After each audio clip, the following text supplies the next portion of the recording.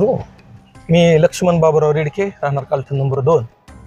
माझे शेजारी भारतांना मार्कड शिरसोडी, मी बाजीरावजी शिंदे. आम्ही काल एक व्हिडिओ माझ्या बाबतीत एक व्हायरल झाला की बाबा अशा रस्त्याने चाललो असता किंवा हा माणूस तिथं गाडीत होता आणि त्यांनी ह्यांना अलिगेशन केले की बाबा असायची छेडछाड केली किंवा काय करावं असंही सगळं. कायदा हा सर्वांसाठी सारखाच असतो. आमचा जायचा रस्ताच तो आहे. त्यामुळं त्यांचं काय चाललंय किंवा त्या कोण आहेत माझा काय संबंध येतो तिथं जायचा आणि बघायचा किंवा काही संबंध नाही, काहीच संबंध नाही. तर आता परवा ती खरेदी झाली. त्या खरेदी व्यवहारामध्ये शुभांगी श्रीकांत माने यांच्या नावाने हे सातबारे उतारे आहेत. मूळ मालक ते आहेत. यांचा कुठेही त्याचे संबंध नाही. सातबारे त्यांच्या नावाने, लाईट बिल त्यांच्या नावाने, शेतसारा त्यांच्या नावाने भरलेला आहे आणि तेच खरेदी खत आमच्या भाऊजाईच्या नावावर भारतांना मार्कड यांच्या नावे आणि बाजीराव शिंदे यांच्या नावावर आणि शारदाबाई शिंदे यांच्या नावावर केलेलं आहे. ते रितसर केलेलं आहे, काय चुकीचं केलं नाही. कोर्टाचा निकालच ज्यावेळेस लागला, कोर्टाने त्यांच्यावर अलिगेशन असं केलंय की तुम्ही माणसाला तर खोटं बोलतात पण कोर्टात सुद्धा ते खोटं बोलतात असं निकालात जजमेंटमध्ये आहे आणि ती नकल माझ्याकडे आहे. मी का असं चुकीचं बोलून काही गोष्टी हे करणार नाही. तेव्हा एक बाया माणूस म्हणून आपण सगळ्या गोष्टी सहानुभूती बाबा कुठेतरी सहानुभूती मिळण्यासाठी समाजापुढे येऊन काहीतरी कागद घेऊन चुकीचं प्रदर्शन करून काही उपयोग नसतो. शेवटी कायदा हा सर्वांसाठी सारखाच असतो. शेवटी कायद्याने जे सर्वांना अधिकार दिलेले आहेत त्याचं उल्लंघन होणार नाही अशा पद्धतीने आम्ही वागणारी माणसं आहे.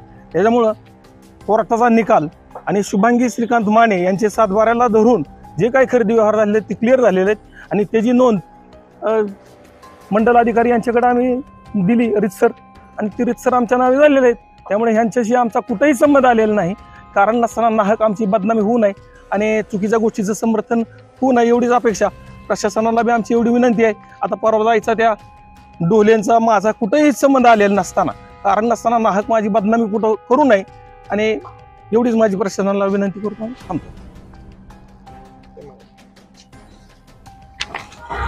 नमस्कार, मी संग्राम लक्ष्मण रेडके. हे वडील आहेत माझे आणि खरं तर आजचं प्रसारमाध्यमांपुढे येण्याचं कारण एकच आहे की परवा दिवशी किंवा काल एक व्हिडिओ व्हायरल झाला आहे आमच्याबद्दल, ज्यामध्ये माझ्या वडिलांची नाहक बदनामी करण्यात आलेली आहे त्यामध्ये. आणि माझे दाजी आहेत API लेखाजी शिंदे, यांच्यावरती देखील असे नसले ॲलिगेशन्स लावलेले आहेत ज्यांचा काहीच संबंध नाही अशा पद्धतीनं त्यांच्यावरती बोललं गेलेलं आहे. आणि त्यांच्याकडून मला नाईलाजानं इथं येऊन बोलावं लागलं आहे आत्ता. खरं तर एक मुलगी म्हणून किंवा एक स्त्री म्हणून त्यांचा सन्मान करणं हे आपल्यावरती संस्कार झालेले आहे. इंदापूरची जनता एवढी पण गैर नाही. सगळे सुदृढ आणि सुज्ञ लोक राहतात इंदापूरमध्ये, सुसंस्कारी लोक राहतात. आणि महत्त्वाचं म्हणजे 2 जुलैला ह्या 2 जुलै 2025ला ह्या कोर्टाचा निकाल झाला, ज्या 261चा 1 वगैरे हे जे काय गट नंबर होते त्याचा. आणि त्यानंतर आम्ही रितसर खरेदी खत केलं, रितसर सगळ्या गोष्टी आमच्या नावावरती केल्या. त्यामध्ये शुभांगी श्रीकांत माने यांच्याकडून तो निकाल लागला आणि त्याला विरोधक होते पूजा अल्केश डमडेरे, नीता शेखर शिंदे. ह्या तर ह्या सगळ्यामध्ये ह्या नीता शेखर शिंदे आणि पूजा अल्केश डमडेरे ह्या एकतर पडतात महिला. म्हणजे महिला असल्यामुळे आपल्याला काय होतं, कधी कधी बोलताना वगैरे जरा थोडंसं तारतम्य बाळगावं लागतं. कारण प्रसारमाध्यमांमध्ये लगेच सगळ्या गोष्टी सेन्सिटिव्ह झालेल्या आहेत सध्या. बोलताना वगैरे सगळ्या गोष्टींचं तारतम्य ठेवून बोलणं गरजेचं असतं. मागच्या वेळेस पण ह्यांनी एक 5-6 महिन्यापूर्वी असाच एक व्हिडिओ बनवला आणि त्यामध्ये पण आमची अशीच बदनामी करण्याचे प्रयत्न केले. त्यावेळेस देखील आम्ही प्रसारमाध्यमांपुढे येण्यासाठी प्रयत्न करत होतो, पण त्यावेळेस माझ्या वडिलांनीच आम्हाला थांबवलं. म्हटलं की पुढची लोक ह्या स्त्री आहेत, आपण थोडंसं संयमानं घेऊया, आज ना उद्या सुधारतील. पण हे आज ना उद्या सुधारतील ते आपण म्हणतो ना, म्हातारी मेल्याचं दुःख नाही पण काळ सोकावतो, तसा प्रकार इंदापूरमध्ये घडतोय. एकदा गुन्हा झाला त्याचं काय वाटत नाही. कारण कधी कधी काय होतं, चुकून अनवधानानं गोष्टी घडत असतात. परंतु तोच गुन्हा वारंवार घडत असेल ना तर कुठेतरी यासाठी आपण प्रतिबंध लावणं खूप गरजेचं आहे. ह्या मायलेकींचा पर्दाफाश करण्यासाठी खरं तर इथं आलेलं आहे. ह्यांनी काय केलेलं आहे, बऱ्याच दिवसांपासून बऱ्याच लोकांपासून म्हणजे बऱ्याच लोकांपर्यंत ह्यांनी काय केलेलं आहे की खोटे गुन्हे दाखल करणं, छेडछाडीचे गुन्हे दाखल करणं. त्या पूजाताईंनी बऱ्याच लोकांपर्यंत असं पोहोचवलेलं, त्यांच्यापर्यंत निरोप पोहोचवलेले की ही जमीन आमची आहे, ह्या जमिनीवर आमचा हक्क आहे, ह्या जमिनीवरती तुम्ही यायचं नाही. त्यांची नाहक बदनामी केलेली आहे. आणि सामान्य माणूस काय करतो, सामान्य माणूस बदनामीला सगळ्यात जास्त भिडतो. म्हणजे समजा एखादा गव्हर्नमेंट सर्वंट असेल, एखाद्याचा मुलगा जर गव्हर्नमेंट सर्वंट असेल आणि त्याला जर सांगितलं जाऊन की बाबा तुझ्या पोरावरती आम्ही केस करू, छेडछाडीचा गुन्हा दाखल करू, आणि अशा ज्यावेळेस गोष्टी येतात त्यावेळेस काय होतं, त्यावेळेस सामान्य माणूस घाबरतो, आयला आपल्या पोरांनी एकतर 25-30 वर्ष घालून नोकरी कशी तरी मिळवलेली आणि तीच जर उद्या धोक्यात आली तर काय करायचं. आणि अशा प्रकाराला बळी पडून बऱ्याच लोकांनी 2-2, 3-3 लाख रुपये प्रति गुंठा ह्यांना खंडणी दिलेली आहे. ह्यांनी मागितली, याचे पुरावे आहेत आमच्याकडे. बरं, ह्यांनी फक्त सामान्य माणसांचा किंवा प्रसार माध्यमांचाच भ्रम हे केलेला नाही, म्हणजे त्यांच्या मनात फक्त संभ्रम निर्माण केलेला नाही, यांनी कोर्टाची देखील अवहेलना केलेली आहे. आणि हे काय मी मनातलं बोलत नाही, माझ्या कोर्टाचा निकाल तुम्हाला ऑनलाईन कुठेही बघायला भेटतो. हे तरी तुम्हाला सगळ्यांना, म्हणजे आपण सगळे सुदृढ आहोत, आपण सुशिक्षित आहोत, आणि सुशिक्षित लोकांना सगळ्या गोष्टी माहीत असतात. त्यामुळे कोर्टाचा निकाल सगळीकडे बघायला भेटतो. मी तुम्हाला एक मुद्दा क्रमांक कोर्टाचा सांगतो. कोर्टामध्येच एक त्यांचा निकाल लागलेला आहे, आणि त्या निकालामध्ये असं सांगितलेलं आहे, या महिलांशी संबंधित इंदापूर दिवाणी न्यायालयातील दावा क्रमांक 53/2007 या दाव्याचा निकाल दिनांक 2/7/2025 रोजी लागला असून त्यामध्ये सदर महिलांचा जागेमधील अधिकार कोर्टाने नाकारलेला आहे. हे निकालात आहे, निकालाची प्रत आहे माझ्याकडे. म्हणजे आम्ही काय असं मन घडून बोलत नाही, जे आहे ते विथ प्रूफ पुराव्या सकट आलोय. आता माझ्या वडिलांवरती त्यांनी सांगितलं की वडिलांनी कुठं ते इन्स्टिगेट केलं म्हणे त्यांना, त्या डोलेंना, की विनयभंग करा म्हणून वगैरे. अरे एवढी सोपी गोष्ट आहे का बोलायसारखी? महिला म्हणून आदर असणं, रिस्पेक्ट असणं एका बाजूला, पण जर तुम्ही कायद्याचा विनयभंग करत असाल, कायद्याचा कुठंतरी गैरवापर करत असाल, तुमच्या हक्कांचा गैरवापर करत असाल, तर आपल्यासारख्या लोकांना पुढे आलं पाहिजे. बरोबर आहे. आता यामध्ये काय सांगितलेलं आहे परत कोर्टामध्ये, की त्यांचा सगळे अधिकार त्यांचे कोर्टाने नाकारलेले आहेत. त्यामध्ये सदर महिलांचा जागेवरील अधिकार कोर्टाने नाकारलेला आहे व त्यांना दंड देखील केला आहे. म्हणजे फक्त अधिकार नाकारला नाही, त्यांच्यावरती दंड पण आकारला. सदर निकालपत्रामधील मुद्दा क्रमांक 26 नुसार सदर महिलेचा पती शेखर शिंदे यांनी यापूर्वी जमीन विकल्याचे नमूद केले आहे. तसेच मुद्दा क्रमांक 21 नुसार considering above statement made by plaintiff herself show that some portion in her examination in chief are false. याचा अर्थ काय?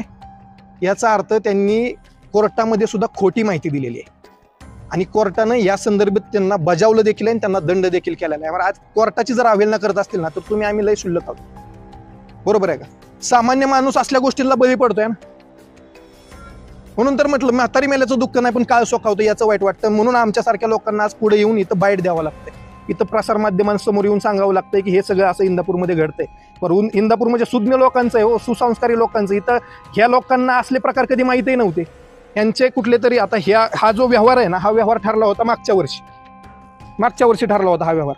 आणि ह्या व्यवहारामध्ये आहे ना, मानेबाईन, म्हणजे ज्या माने मॅडम आहेत ज्यांच्याकडून आम्ही ही जमीन विकत घेतली आहे, त्यांचे जावई रणदिवे यांच्या थ्रू हा व्यवहार ठरत होता. पण ह्या जावयांना काय पैशाचा मोह असेल काय असेल माहित नाही. आता त्यांनी काय केलं, त्या मानेबाईंच्या, म्हणजे ह्यांचे जे विरोधक आहेत मानेबाईंचे, ते जे पूजा अल्केश डमडेरे, नीता शेखर शिंदे, ह्यांच्याशी हात मिळवणी केली आणि आमच्या व्यवहारातून ते आपोआप बाहेर पडले. मग आता ज्यावेळेस आमचा व्यवहार झाला मानेंबरोबर, त्यावेळेस मानेंनी परत त्यांना काय, ह्या रणदिवेंना काही पैसे दिले नाहीत आणि त्याचा सगळ्याचा राग आता हे अशा पद्धतीनं काढतात. म्हणजे सगळा खेळ पैशाचा आहे, सगळं पैशासाठी चालू आहे. आणि त्यामध्ये काल त्यांच्या त्या बाईटमध्ये बघितलं मी काल त्यांच्या, की त्यांनी त्या मानेबाईंच्या मुलांची पण नावं घेतली. अरे ती चांगली माणसं आहेत, त्या बिनकामास त्या माणसांना ह्याच्यामध्ये घेऊन कशाला बदनाम करायचं? आणि त्यांच्या कुटुंबामध्ये काय घडतंय ह्याच्याशी आम्हाला देणं घेणं नाही. आम्ही कसं त्याच्यात हस्तक्षेप करणार? आमचा व्यवहार कशाचा आहे? जमिनीचा आहे. आम्ही त्यांच्याकडून रितसर कायद्यानुसार जमीन घेतलेली आहे आणि जर आम्ही कुठं चुकत असेल कायद्यामध्ये कुठं सापडेल, त्यांनी बिनधास्त कायदेशीर कारवाई करावी.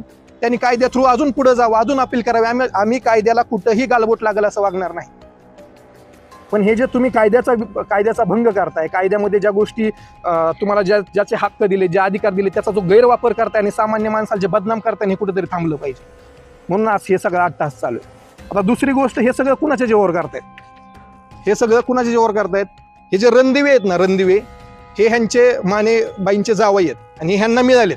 आणि ह्या रणदिवेंनी आमच्या मानेबाईंना खूप वेळा धमक्या दिल्यात की या पूजा अल्केश डमडेरे, हे नीता शेखर शिंदे, ह्यांचं कुणीच काय वाकडं करू शकत नाही, कारण यांच्या पाठीमागं सूरज ढमडेरे आहेत. अरे सूरज ढमडेरे हा बार्शीचा माणूस आहे, त्याच्याकडे कुठला तरी तो राजकीय पदाधिकारी आहे, म्हणजे काय मक्तेदारी आहे काय? कुणी येणार उठसूट इंदापूर मधल्या लोकांना कुणी पायदळी तोडणार असं? हा, काय झालंय माहितीये का, एखाद्या मुलीनं जर समजा समाज माध्यमांकडून किंवा प्रसार माध्यमांमध्ये आली आणि तिनं जर एखादा बाईट दिला तर लोकांची मनस्थिती काय होती की मुलगी आहे, सेन्सिटिव्ह मुद्दा आहे, 100% मुलींवरती जिथं अन्याय होतोय ना तिथं आपण 100% उभं राहिलं पाहिजे. आम्ही ह्याला, आमच्यावरती संस्कारच ते झालेले आहेत, आम्ही याला विरोध करत नाही, पण तुम्ही त्याचा गैरवापर करू नका. काय होतंय, चौकात जर एखाद्या पोराने जर समजा एखाद्या मुलीनं जर एखाद्या पोराला असं काय बोलत असेल, खडसावत असेल, तर बघणारा समाज काय म्हणतो, याला काय ह्या पोरानेच काहीतरी केलं असेल, त्याशिवाय ही पोरगी त्याला खडसावतीये का? आणि त्याच ठिकाणी जर उलटं काय झालं, म्हणजे एखाद्या पोराने जर एखाद्या पोरीला एखाद्या चौकात भर चौकात खडसावलं तर तोच बघणारा समाज काय म्हणतो, याला काय नालायक पोरगा आहे, पोरीवरती हात उचलतो, पोरीला काय काय बोलतो. म्हणजे समानता फक्त कायद्यातच आहे का? तुमच्यातला माणूस जिवंत आहे का नाही? पैशासाठी तुम्ही किती नीच पातळीवरती जायला लागला. बरं, महिला म्हणून तुम्ही जेवढं त्याचं श्रेय घ्यायला जाताय ना तेवढं तुम्ही त्या लोकांना पण द्यायला शिका ना. त्या मानेबाईंच्या आई 2022 मध्ये वारल्या, त्या मानेबाईंचा फक्त एकच विषय होता की माझ्या आईला व्यवस्थित अंत्यविधी करू देऊ द्या, मला व्यवस्थित रीतसर काय असेल ते करू द्या. माझी आई, मेल्यावरती माणसाचं वैर संपतं, बरोबर ना? मेल्यावरती माणसाचं वैर संपतं, तुम्ही कमीत कमी इथं तरी थांबा, मला ह्या सगळ्या गोष्टी करू द्या आणि नंतर माझं काय कुणाशी वैर नाही, ते प्रॉपर्टी वगैरे तुम्हाला लक. पण ह्या सगळ्यांनी मिळून त्या बाईला तिच्या आईचा अंत्यविधी सुद्धा पाडू दिला नाही. तिनं बाहेरगावी जाऊन अंत्यविधी पार पाडला. म्हणजे विचार करा, विरोध हा असाच कुणी करत नसतो. कुठंतरी अन्याय, टाळी काय एका हाताने वाजते का? कुठंतरी अन्याय झालेलाच असेल ना.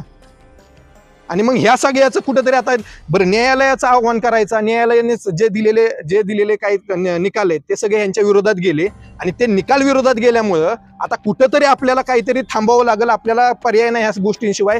कुठंतरी आपल्याला पुढे यावं लागेल, लोकांकडून आपल्याला सहानुभूती मिळवावी लागेल आणि म्हणून ह्या प्रसार माध्यमांचा उपयोग करून ते सगळ्या ह्या चांगल्या लोकांना बदनाम करायचं जे काही कटकारस्थान रचलं जात आहे ना, हे थांबलं पाहिजे.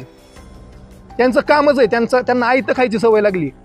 त्यांनी त्या सूरज ढमढेरे आहे ना, जो कोणी तो बार्शीचा पदाधिकारी, पदाधिकारी आहे म्हणजे काय, तुम्ही लोकांची मक्तेदारी आहे का ही, हुकुमशाही आहे तुमच्याकडे कुठल्या तरी? माझं तर म्हणणं स्पष्ट आहे, त्या सूरज ढमढेरे ज्या कुठल्या पक्षात असेल ना त्या पक्षांच्या वरिष्ठांनी याची नोंद घ्यावी.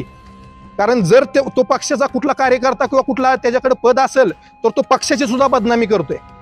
पक्षाचे संस्कार, पक्षाची विचारधारा ही आहे का तुमच्या? सामान्य लोकांना बदनाम करणं, सामान्य लोकांना त्रास देणं नाही ना. ह्या गोष्टी कुठेतरी थांबल्या पाहिजेत. दुसरी गोष्ट, मी आज सगळ्या म्हणजे प्रत्येक गोष्टीचा प्रूफ पुराव्या सकट आलेलो आहे. मी काय असं काय मनगढण कहाणी किंवा काय बोलत नाही. त्याच्यामुळं सगळ्या गोष्टींचं तुम्हाला पुराव्यानिशीच सांगणार आहे. आता हे न्यायालयातलं सांगतो तुम्हाला, निकालच सांगतो. जो कोर्टानं दिलेला निकाल आहे तो ऑनलाईन आहे, तो तुम्हाला कधीही बघायला भेटू शकतो. त्याच्यामुळे मी माझ्या मनातल्या कुठल्याही गोष्टी सांगत नाही, हे स्पष्ट आहे. त्यांनी न्यायालयाला देखील खोटी माहिती दिल्याचे नमूद केले आहे. तसेच सदर महिलांशी संबंधित इंदापूर न्यायालयातील दुसरा दावा STC नंबर 242/2007 या दाव्यासंदर्भात गैर अर्जदार यांनी दाखल केलेल्या क्रिमिनल रिव्हिजन अर्ज नंबर 85/2007 चा निकाल यापूर्वी लागला असून सदर निकालपत्रामध्ये मुद्दा क्रमांक 8 मध्ये देखील सदर महिलांनी स्वतः न्यायालयाला कोणतीही जमीन वहिवाटीत नसल्याची माहिती दिल्याने न्यायालयाने नमूद केले आहे. कसं करायचं म्हणजे न्यायालयाला सुद्धा तुम्ही किती येड्यात काढायचा प्रयत्न करा तुम्ही. आम्ही लय किरकोळ माणसं या सगळ्यांसमोर, आपल्याला हे असे फाट्यावर मारतील की बास, एवढा म्हणजे गैरवर्तन की बास. काय सांग त्याच्यावरती आता काय बोलावं आपल्यासारख्या सामान्य माणसांनी. व याच STC नंबर 242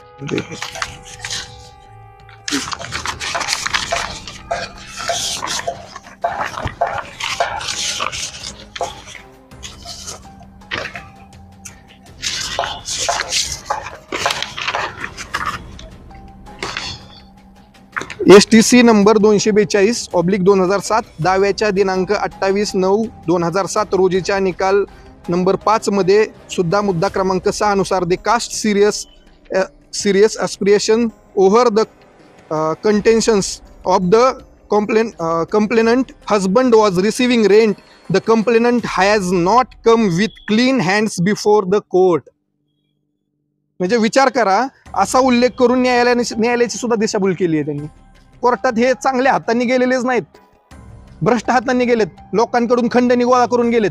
सामान्य लोकांना सामान्य लोकांचं म्हणणं काय असतो, 4 दिवसाची कसं तरी कमवायची, कुठं काय गुंठाभर जमीन निघाली ती विकत घ्यायची आणि आपली रोजीरोटी चालवायची. त्यांच्या जमिनीवरती सुद्धा त्यांना सुद्धा त्यांच्या जमिनीत जायला अधिकार सोडलेला नाही.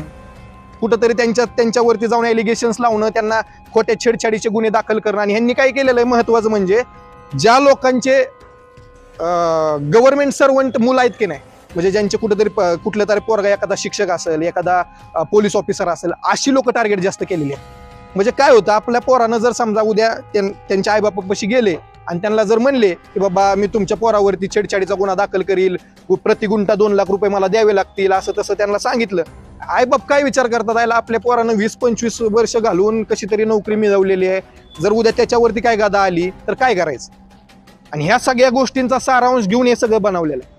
म्हणजे ह्यांना फक्त आयतं खायची सवय लागलेली, ह्यांना बाकीचं काहीच नाही. बरं, ह्या सगळ्यांमध्ये सगळं त्या शुभांगी मानेंच्या नावावरती, लाईट बिल शुभांगी मानेंचं, शेतसारा शुभांगी मानेंचा, पीक पाणी शुभांगी मानेंची. अहो, यांचा मालकी हक्क असण्याचा संबंधच नाही ना काय. ह्यांचा मालकी हक्कच नाही, कुठल्या अधिकारावरती बोलताय. बरं ह्यांचं काय होतं माहिती आहे का, आता त्याच्यामध्ये एक क्लिप बघितली मी की आम्ही संविधानानुसारच जाऊ, बरोबर आहे, संविधानानुसारच जाऊ, मग हे आम्ही ह्याच्या बाहेर पेटवून घेऊ स्वतःला, आम्ही हेच करू. मग हे संविधानात येतं का? अहो, संविधानात आत्महत्या करणं हा सुद्धा एक गुन्हाच आहे, त्यांना सांगा. ह्या गोष्टी कशासाठी आणताय? बरं, आता ह्या आमच्या बरोबर काय, आम्ही काय फक्त 4 जण नाहीत, असे 20-25 लोक ह्यांच्या पायी आत्महत्या करायला प्रवृत्त होतील. ही वस्तुस्थिती आहे सध्या इंदापूर मधली. इंदापूर प्रशासनाला, इंदापूरच्या प्रत्येक कुठल्या तरी मोठ्या माणसांना असं हे करू नये ना, यांच्याकडून पैसे उकळण्याचा यांचा सगळ्यात मोठा बिझनेस आहे. आयतं खायची सवय लागली या लोकांना. माझं पूजाताईंना फक्त एवढंच मत आहे, तुम्ही एलिगेशन्स लावताना काय लावले की पुण्यातला अधिकारी इंदापूरचा प्रशासन चालवतो, मग इंदापूरचं प्रशासकीय अधिकारी काय करतात? एवढं सोपं आहे का बोलायला? एवढं त्या अधिकाऱ्यांनी तिथं मागच्या वेळेस त्या बोबदेव घाटात बलात्कार प्रकरण झालेलं कर्तव्यदक्ष अधिकारी म्हणून बजावलेलं आहे त्यांना. एवढी सगळी चांगली कामं करतात, पण ह्या सगळ्या गोष्टींमुळे मग त्यांनी त्यांचं वैयक्तिक आयुष्य जगावं की नाही? अधिकारी म्हणून चला समर्पण करून देऊ आपण देशासाठी, पण त्यांच्या वैयक्तिक आयुष्यात त्यांच्या आई बाप पोरं यांच्यासाठी काय करायचं?